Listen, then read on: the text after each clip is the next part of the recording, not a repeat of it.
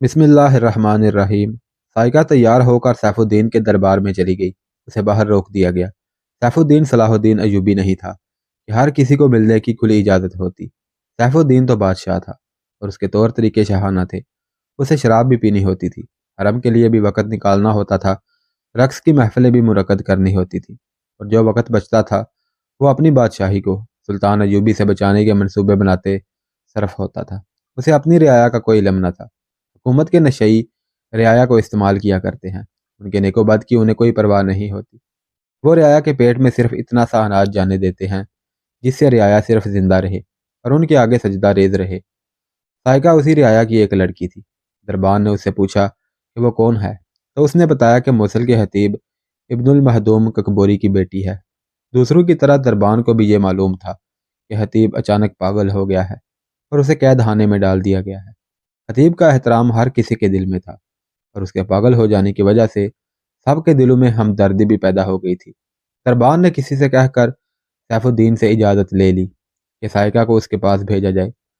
سائقہ جب سیف الدین کے سامنے گئی تو وہ اس لڑکی کی خوبصورتی دیکھ کر چونک اٹھا۔ وہ لڑکیوں کا شکاری تھا۔ اس نے سائقہ کو دلچسپی سے اپنے پاس بٹھایا۔ وہ سمجھ گیا ہوگا کہ لڑکی اپنے باپ کی رہائی کی درخواست لے کر رہی ہے۔ سنو لڑکی، اس نے سائقہ کی بات سنے بغیر کہا، میں جانتا ہوں تم کیوں آئی ہو، لیکن میں نے بہت مجبور ہو کر تمہارے باپ کو قید میں ڈالا ہے۔ اگر اسے 1-2 دنوں بعد ہی رہا کرنا ہوتا تو میں اسے گرفتار ہی نہ کرتا۔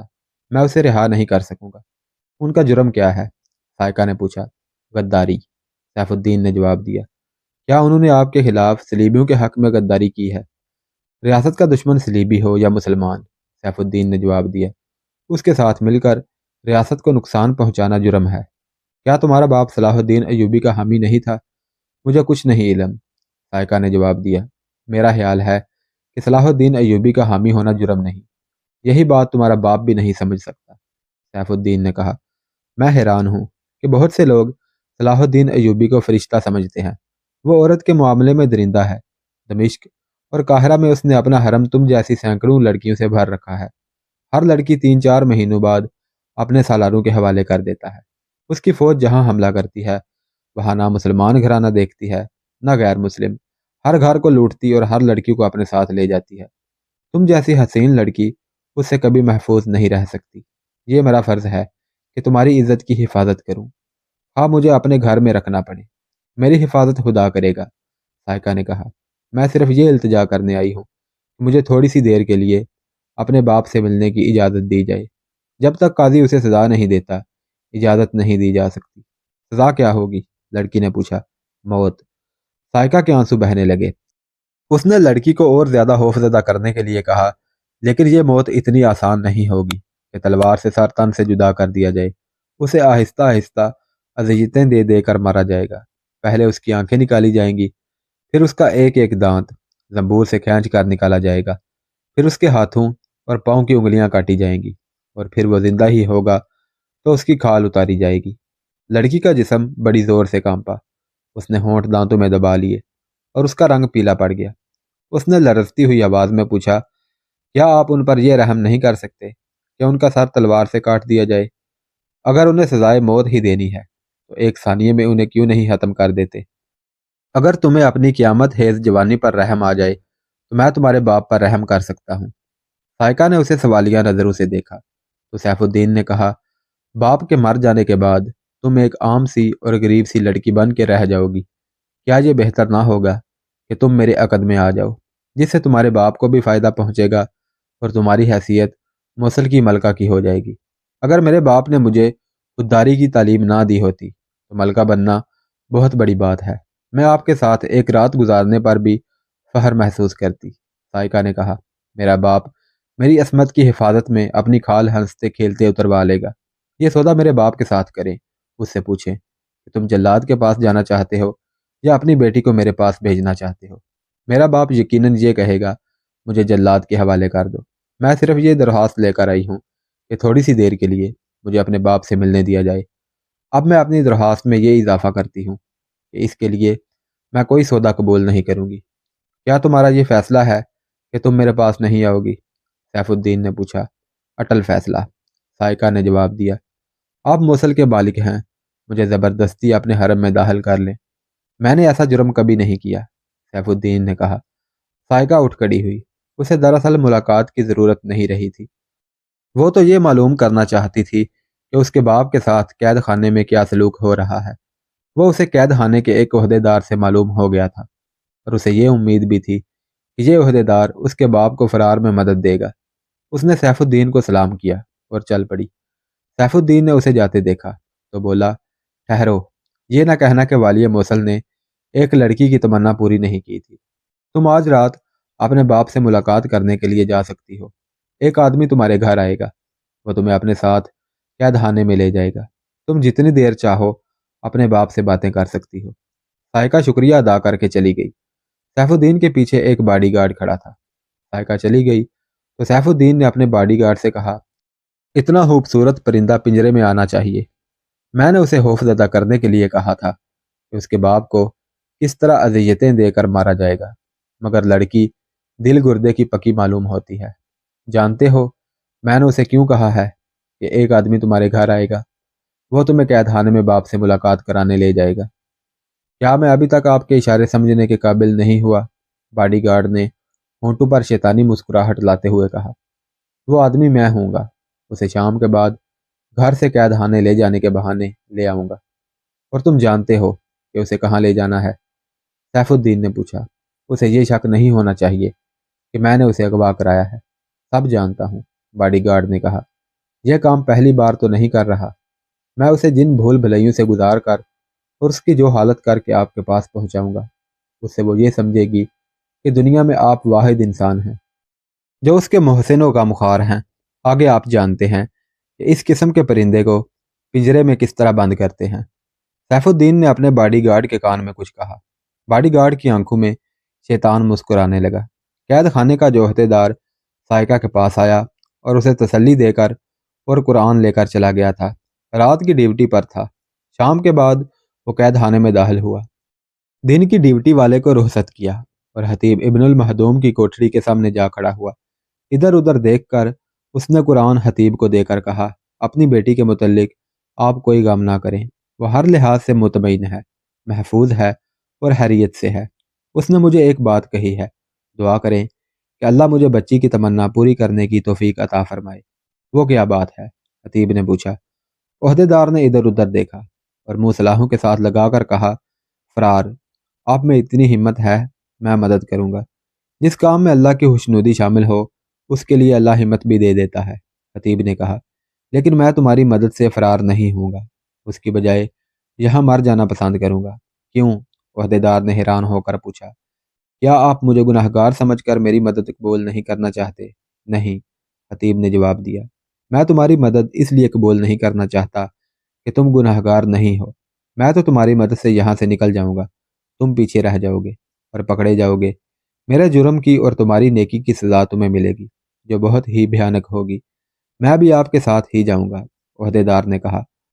آپ کی کل رات کی باتوں نے یہاں سے میرا دل اچاٹ کر دیا ہے۔ میں صلاح الدین ایوبی کی فوج میں جا رہا ہوں۔ میں چونکہ قیدی نہیں، اس لیے آسانی سے فرار ہو سکتا ہوں، لیکن اب آپ کو ساتھ لے کر جاؤں گا۔ میرا اس دنیا میں کوئی نہیں، ویسے بھی میرے دل میں آگ ہے جو گزشتہ رات آپ کو دکھائی تھی، اسی آگ کو سرد کرنا ہے۔ ہاں، خطیب نے کہا، میں اس صورت میں تمہاری مدد قبول کر سکتا ہوں۔ آپ کی بیٹی نے مجھے بتایا تھا کہ وہ والی موصل کے پاس جا رہی ہے، عہدیدار نے کہا۔ وہ آپ سے ملاقات کی اجازت مانگے گی۔ نہیں، خطیب نے گھبرا کر کہا، اسے سیف الدین جیسے شیطان فطرت انسان کے پاس نہیں جانا چاہیے۔ تم اسے کہو کہ وہاں نہ جائے۔ میں تو صبح جا سکوں گا، عہدیدار نے کہا۔ عہدیدار کوٹھڑی سے ہٹ کر چلا گیا۔ خطیب نے قرآن کو چوما، پھر سینے سے لگا کر اپنے آپ سے کہا، اب میں اس کال کوٹھڑی میں تنہا نہیں ہوں۔ اس نے غلاف اتارا اور دیے کی روشنی میں بیٹھ کر قرآن کھولا۔ ورق الٹتے الٹتے قرآن سے ایک کاغذ نکلا، اس کی بیٹی کے ہاتھ کا لکھا ہوا تھا۔ خدا ساتھ ہے، جنات موجود ہیں، پیغمبر برحق ہے، پیغمبر کا فرمان سنیں، ایمان تر و تازہ ہے۔ خطیب کے چہرے پر مسکراہٹ پھیل گئی۔ اس نے کاغذ کا یہ ٹکڑا دیے کی لو پر رکھا اور جلا ڈالا۔ وہ پیغام سمجھ گیا تھا۔ پیغمبر سے اس کی مراد قید خانے کا یہ عہدیدار تھا۔ وہ کہنا یہ چاہتی تھی کہ یہ آدمی سچا معلوم ہوتا ہے، اس کی بات یعنی فرار پر عمل کریں۔ جنات موجود ہیں سے مراد یہ تھی کہ سائقہ کی حفاظت کے لیے آدمی موجود ہیں۔ جس وقت حتیب یہ پیغام جلا رہا تھا اس وقت اس کے گھر کے دروازے پر دستک ہوئی۔ سائقہ نے دروازہ کھولا۔ اس کے ہاتھ میں قندیل تھی۔ باہر جو آدمی کھڑا تھا اسے اس نے پہچان لیا۔ وہ سیف الدین کا باڈی گارڈ تھا جو سائقہ کی ملاقات کے وقت وہاں موجود تھا۔ اس نے سائقہ سے کہا کہ وہ اسے باپ کی ملاقات کے لیے قید خانے لے جانے آیا ہے اور وہ اسے گھر واپس بھی لائے گا۔ سائقہ تیار تھی۔ چلنے لگے تو باڈی گارڈ نے سائقہ سے کہا باپ کے ساتھ صرف خیر خیریت اور گھر کی باتیں کرنے کی اجازت ہوگی۔ کوٹھڑی کی صلاحوں سے تمہیں 3 قدم دور کھڑا کیا جائے گا۔ کوئی ایسی بات نہ کرنا جو والی موصل غازی سیف الدین کے وقار کے خلاف ہو۔ باڈی گارڈ آگے آگے جا رہا تھا۔ سائقہ اسے 2-3 قدم پیچھے تھی۔ دونوں خاموشی سے چلے جا رہے تھے۔ رات تاریک تھی۔ وہ اندھیری گلیوں سے گزرتے جا رہے تھے۔ وہ ایک گلی کا موڑ مڑے تو باڈی گارڈ رک گیا۔ اس نے پیچھے دیکھا۔ سائقہ نے پوچھا کیا بات ہے؟ تم نے اپنے پیچھے کسی کے قدموں کی آہٹ نہیں سنی تھی؟ باڈی گارڈ نے اس سے پوچھا۔ نہیں، سائقہ نے کہا، میں ہی تمہارے پیچھے پیچھے آ رہی ہوں۔ میں نے کوئی اور آواز سنی تھی، باڈی گارڈ نے زیر لب کہا اور آگے چل پڑا۔ اتنا ڈرنے کی کیا ضرورت ہے؟ سائقہ نے پوچھا۔ کوئی اگر پیچھے سے آتا ہے تو آتا رہے۔ باڈی گارڈ نے کوئی جواب نہ دیا۔ یہ گلی ختم ہو گئی۔ اس سے آگے آبادی نہیں تھی۔ زمین اونچی نیچی تھی۔ کھڑ نالے بھی تھے۔ قید خانہ اسی طرف آبادی سے کچھ دور تھا۔ دونوں کھڈوں سے بچتے جا رہے تھے۔ وہاں جھاڑیاں اور درخت تھے۔ باڈی گارڈ ایک بار پھر رک گیا اور پیچھے کو دیکھا۔ اسے پیچھے آہٹ سنائی دی تھی۔ اس نے تلوار نکال لی اور پیچھے کو گیا۔ 2-3 جھاڑیوں کے ارد گرد گھوم کر دیکھا۔ وہاں کچھ بھی نہیں تھا۔ اب تم نے پیچھے کسی کے پاؤں کی آواز سنی ہوگی، باڈی گارڈ نے سائقہ سے پوچھا۔ یہ آواز بڑی صاف تھی۔ سائقہ نے یہ آہٹ سنی تھی لیکن اس نے جھوٹ بولا۔ کہنے لگی تمہارے کان بجتے ہیں۔ اگر یہ کسی کی آہٹ تھی ہی تو خرگوش یا کسی ایسے جنگلی جانور کی ہوگی۔ تم ان آہٹوں سے کیوں ڈرتے ہو؟ میں تمہیں جو بات کہنے سے جھجکتا تھا وہ اب کہہ دیتا ہوں، باڈی گارڈ نے جواب دیا۔ تم بہت ہی خوبصورت اور جوان لڑکی ہو۔ تمہیں اپنی قیمت کا اندازہ نہیں۔ تمہیں کسی نے اغوا کر کے کسی امیر یا حاکم کے پاس بیچ ڈالا تو وہ مالا مال ہو جائے گا۔ تم میری ذمہ داری میں ہو۔ کسی نے تمہیں مجھ سے چھین لیا تو والی موصل میرا سر تن سے جدا کر دے گا۔ تم میرے ساتھ چلو، میرے پیچھے نہ رہو۔ سائقہ اس کے ساتھ ہو گئی۔ کچھ آگے جا کر پگڈنڈی شروع ہوتی تھی۔ وہ وہاں تک چلے گئے اور پگڈنڈی پر چلنے لگے۔ تھوڑا آگے اس پگڈنڈی سے ایک اور راستہ نکلتا تھا جو کسی اور طرف جاتا تھا۔ باڈی گارڈ سائقہ کو اس راستے پر لے گیا۔ چند ہی قدم آگے گئے ہوں گے کہ انہیں کسی کے دوڑتے قدموں کی صاف آواز سنائی دی جو فوراً ہی خاموش ہو گئی۔ کوئی پیچھے سے دوڑتا آیا اور دائیں کو چلا گیا۔ باڈی گارڈ نے ایک سایہ ایک درخت کے پیچھے غائب ہوتا دیکھ لیا تھا۔ وہ تلوار سونت کر اس درخت کی طرف دوڑا۔ پیچھے سے اسے سائقہ کی گھٹی ہوئی چیخ سنائی دی۔ کسی نے سائقہ کے اوپر بوری کی طرح کا تھیلا ڈال دیا اور اس سے پہلے اس کے منہ میں کپڑا ٹھونس دیا تھا۔ باڈی گارڈ کو اندھیرے میں اتنا ہی نظر آیا کہ جہاں سائقہ اکیلی تھی وہاں 2 سائے اچھل کود رہے تھے۔ وہ اس کی طرف دوڑنے ہی لگا تھا کہ عقب سے کسی نے اسے بازوؤں میں جکڑ لیا۔ اس کے بھی منہ میں کپڑا ٹھونس دیا گیا اور اوپر بوری کی طرح کا تھیلا اس پر چڑھا دیا گیا۔ وہ تنومند جنگجو تھا لیکن اسے جکڑنے والے تعداد میں زیادہ تھے اور وہ بھی طاقتور اور اپنے فن کے استاد تھے۔ ادھر سائقہ کو دوہرا کر کے تھیلے کا منہ بند کر دیا گیا۔ ادھر باڈی گارڈ کو اسی طرح تھیلے میں بند کر دیا گیا۔ انہیں پکڑنے والے انہیں اٹھا کر چل پڑے۔ آگے جا کر ایک ایک تھیلا پیٹھ پر اٹھا لیا۔ اندھیرے میں پاس سے گزرنے والوں کو بھی شک نہیں ہوتا تھا کہ 2 انسانوں کو اغوا کر کے لے جایا جا رہا ہے۔ وہ ایک اندھیری گلی میں چلے گئے اور کچھ دور جا کر ایک تنگ و تاریک مکان میں داخل ہو گئے۔ اندر جا کر وہ سائقہ کو ایک کمرے میں اور باڈی گارڈ کو دوسرے کمرے میں لے گئے۔ الگ الگ کمروں میں تھیلوں کے منہ کھول دیے گئے۔ سائقہ تھیلے سے نکلی تو اس کے منہ سے کپڑا نکال دیا گیا۔ کمرے میں دیا جل رہا تھا۔ سائقہ کو 2 آدمی کھڑے نظر آئے۔ اس نے غصے سے لرزتی ہوئی آواز میں کہا، تم نے یہ کیا طریقہ اختیار کیا ہے؟ محفوظ طریقہ یہی تھا، کمرے میں کھڑے 2 آدمیوں میں سے ایک نے جواب دیا۔ راستے میں کوئی بھی تمہیں ہمارے ساتھ چلتا دیکھ سکتا تھا۔ یہ ضروری تھا کہ تمہیں بھی چھپا کر لایا جائے۔ مجھے پہلے کیوں نہ بتایا کہ تم یہ طریقہ اختیار کرو گے؟ سائقہ نے پوچھا۔ میں تو یہ سمجھی تھی کہ یہ تم نہیں ہو، کوئی ڈاکو ہیں اور مجھے سچ مچ اغوا کیا جا رہا ہے۔ ہمارے طریقے کچھ ایسے ہی ہوتے ہیں، دوسرے آدمی نے کہا۔ کیا تمہیں یقین ہو گیا تھا کہ وہ مجھے کہیں اور لے جا رہا تھا؟ سائقہ نے پوچھا۔ یہ یقین تو ہمیں اسی وقت ہو گیا تھا جب تم اس کے ساتھ گھر سے نکلی تھی، ایک آدمی نے جواب دیا۔ اگر وہ تمہیں واقعی قید خانے میں لے جا رہا تھا تو چھوٹا اور سیدھا راستہ دوسری طرف تھا۔ وہ کھڑ نالوں کے ویرانے میں تمہیں لے گیا اور پگڈنڈی سے ہٹ کر ایک راستے پر چل پڑا۔ ہمیں پختہ یقین ہو گیا کہ وہ تمہیں کہیں اور لے جا رہا ہے۔ اس نے کئی بار تمہارے قدموں کی آہٹ سنی تھی، سائقہ نے کہا۔ ایسی بے احتیاطی نہیں کرنی چاہیے۔ اندھیرے میں فاصلے کا اندازہ نہیں ہوتا تھا، اسے بتایا گیا۔ ہم تم دونوں کے تعاقب میں دور نہیں تھے، دور تک نظر نہیں آتا تھا، اس لیے تمہارے قریب رہنا ضروری تھا۔ سائقہ کے چہرے پر اطمینان تھا۔ وہ باڈی گارڈ کے ہاتھوں لاپتہ اور ذلیل خوار ہونے سے بال بال بچ گئی تھی۔ دوسرے کمرے میں باڈی گارڈ کو تھیلے سے نکال کر اس کے منہ سے کپڑا نکالا گیا۔ اس کے سامنے 3 نقاب پوش کھڑے تھے۔ اس کی تلوار انہی نقاب پوشوں کے پاس تھی۔ کون ہو تم؟ اس نے بڑے روب سے نقاب پوشوں سے کہا۔ میں والی موصل کا خصوصی محافظ ہوں، تم سب کو سزائے موت دلاؤں گا، مجھے جانے دو۔ والی موصل کی حفاظت اب خدا ہی کرے تو کرے، ایک نقاب پوش نے کہا۔ تم اپنی حفاظت کی فکر کرو۔ اس لڑکی کو تم کہاں لے جا رہے تھے؟ قید خانے میں اس کے باپ سے ملاقات کرانے لے جا رہا تھا، باڈی گارڈ نے جواب دیا۔ یاد رکھو، جس لڑکی کو تم نے اغوا کیا ہے اسے تم ہضم نہیں کر سکو گے۔ یہ حتیب ابن المہدوم کی بیٹی ہے اور والی موصل غازی سیف الدین نے اپنا خصوصی محافظ اس کے لیے بھیجا تھا۔ اس سے تم اندازہ کر سکتے ہو کہ یہ لڑکی لاپتہ ہو گئی تو والی موصل شہر کے گھر گھر کی تلاشی لے گا، تم شہر سے نہیں نکل سکو گے۔ تھوڑی دیر بعد غازی سیف الدین کو پتہ چل جائے گا کہ اس کا محافظ اور حتیب کی بیٹی لاپتہ ہیں۔ شہر کی ناکہ بندی فوراً کر دی جائے گی۔ لڑکی کہاں ہے؟ سنو دوست، ایک نقاب پوش نے کہا، لڑکی یہی ہے، اسے اغوا نہیں کیا گیا، اسے اغوا ہونے سے بچایا گیا ہے۔ ہم جانتے ہیں کہ والی موصل سیف الدین کے لیے یہ لڑکی اہم ہے اور وہ اس کی تلاش میں اپنی پوری فوج لگا دے گا، کیونکہ لڑکی خوبصورت اور نوجوان ہے اور اس کا باپ قید خانے میں بند ہے۔ وہ سیف الدین کو دھتکار کر آئی تھی، پھر اس نے لڑکی کو ملاقات کے لیے اجازت دے دی اور کہا کہ اسے ایک آدمی اپنے ساتھ قید خانے میں لے جائے گا۔